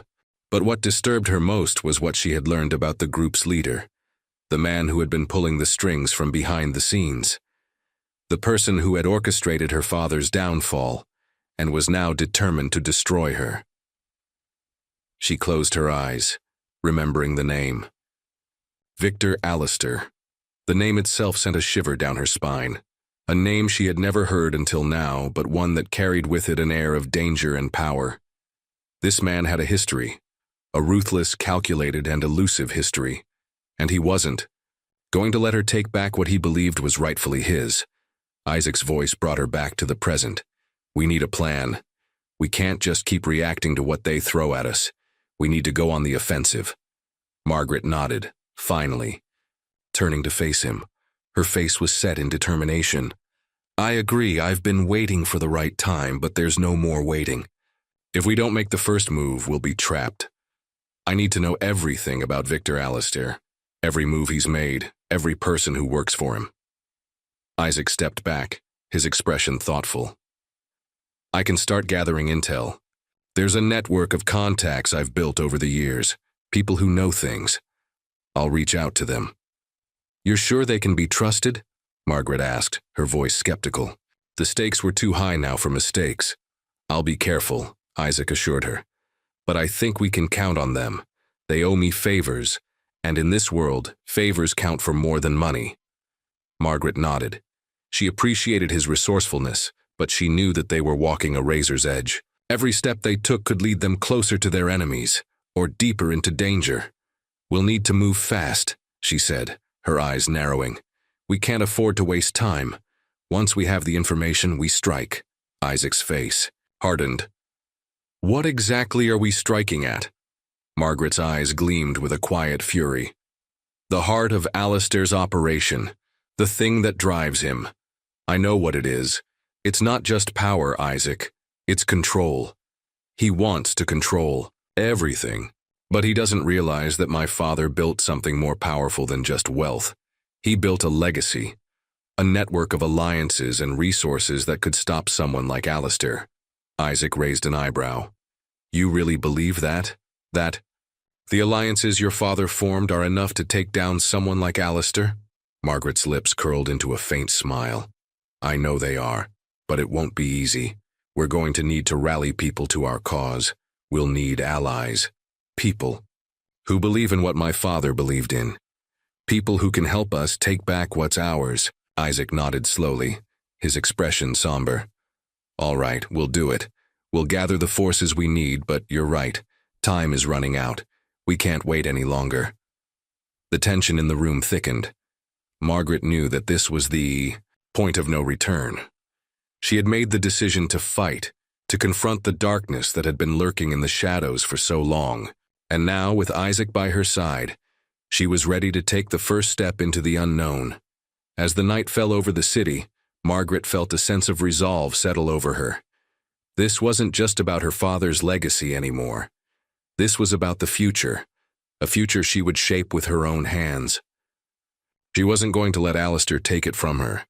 She turned back to the window, staring out at the night sky. The storm was coming, but she was ready.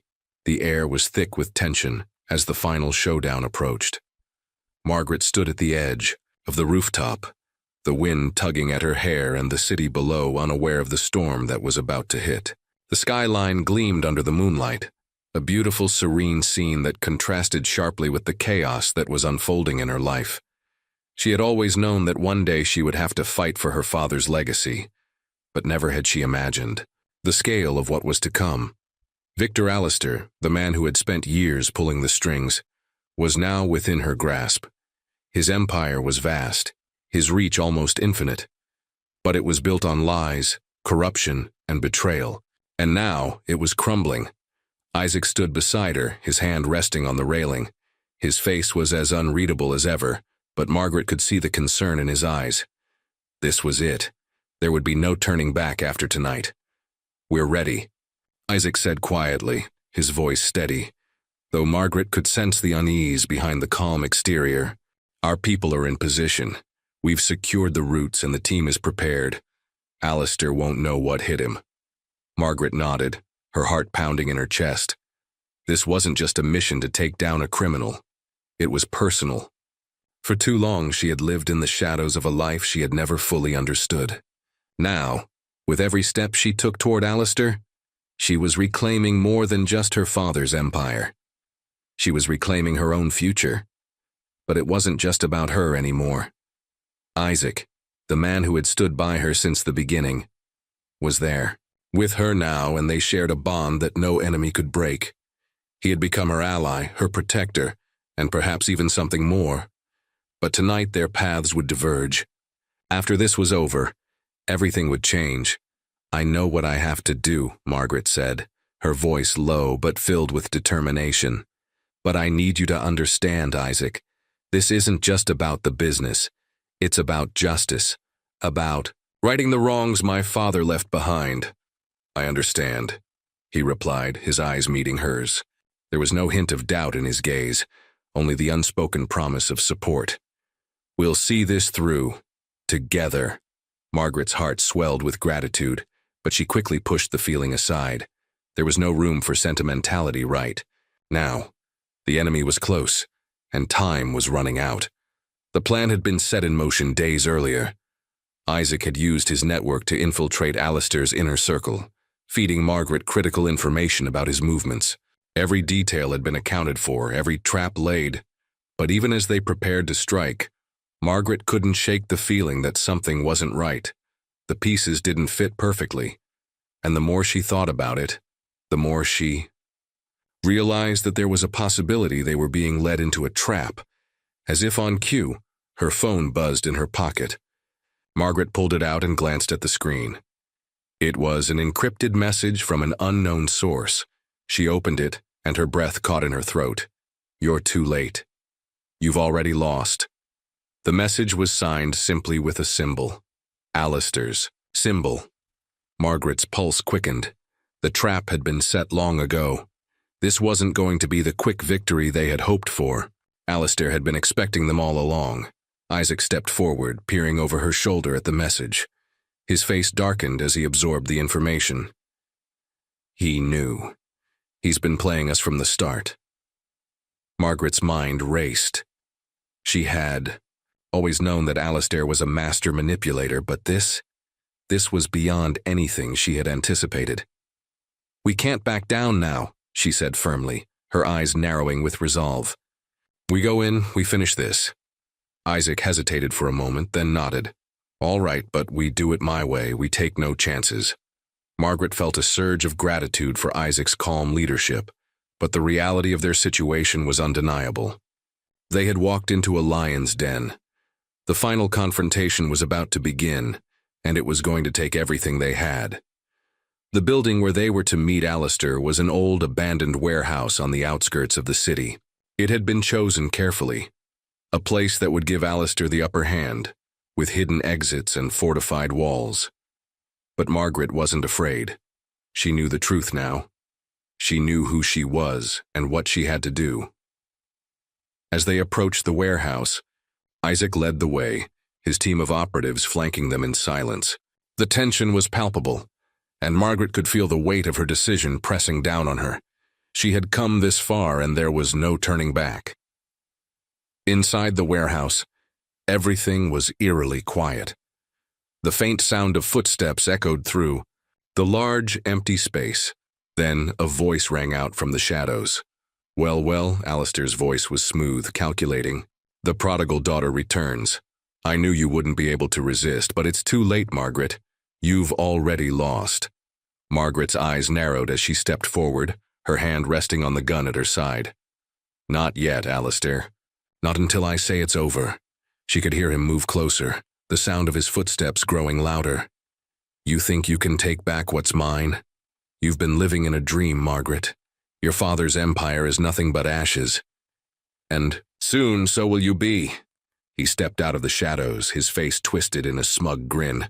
But there was something in his eyes, something dark, that sent a chill down Margaret's spine. This man wasn't just a criminal. He was a force of nature, and he would stop at nothing to destroy her. Margaret's voice was steady as she spoke. You don't know who you're dealing with, Alistair.